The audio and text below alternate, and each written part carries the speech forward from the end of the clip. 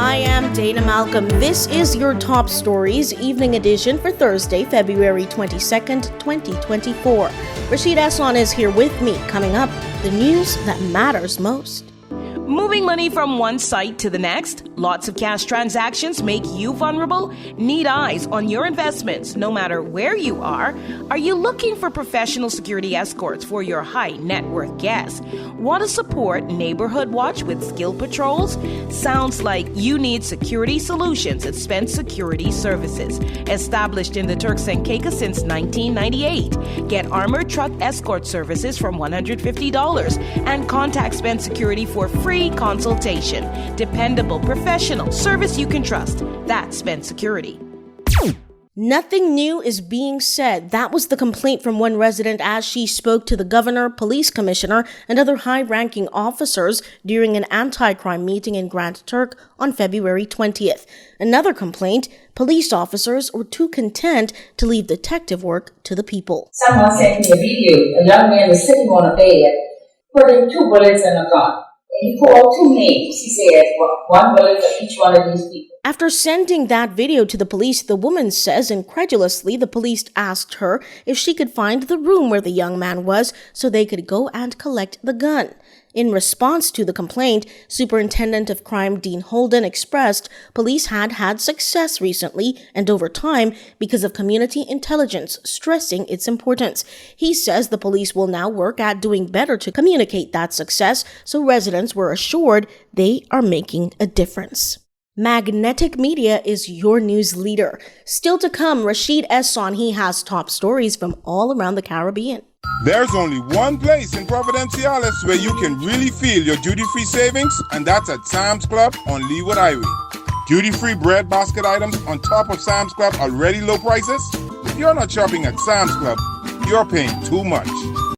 It's now time for your regional top stories. I'm Rashid Esson.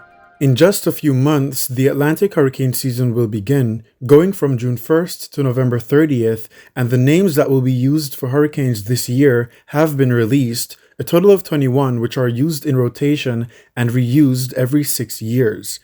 The list can be viewed on the National Hurricane Center's website at www.nhc.noaa.gov. Things are changing in the Bahamas, were the words of Prime Minister Philip Davis as he outlined some of the government's plans to improve the nation through a decrease in the costs of living, enhanced security for Bahamians, and the expansion of access to opportunities. Davis, who was presenting on February 21st the Bahamas Mid-Year Review of the Fiscal Performance for the fiscal year 2023-2024, highlighted a long list of plans for the archipelago. He said, "A new energy policy and an expansion of renewable energy, including microgrids and an emphasis on engaging local firms and building local professional capacity.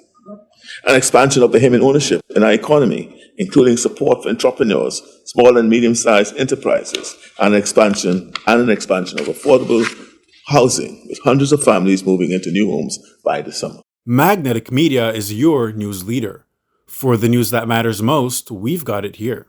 Century 21 Arishar Properties is your best resource for buying or selling any real estate in the Turks and Caicos Islands, whether it's a condo, house, villa, commercial property, or vacant land.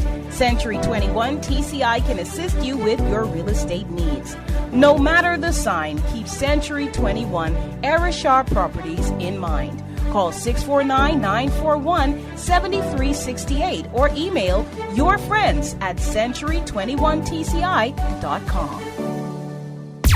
In a demonstration of their determination to foster agricultural growth, the Department of Agriculture has officially handed over chicken coops and hydroponic farms to interested residents under their Business in a Box initiative. Don't let the word box fool you. Entire hen houses with shades for the chickens and a small yard were handed over.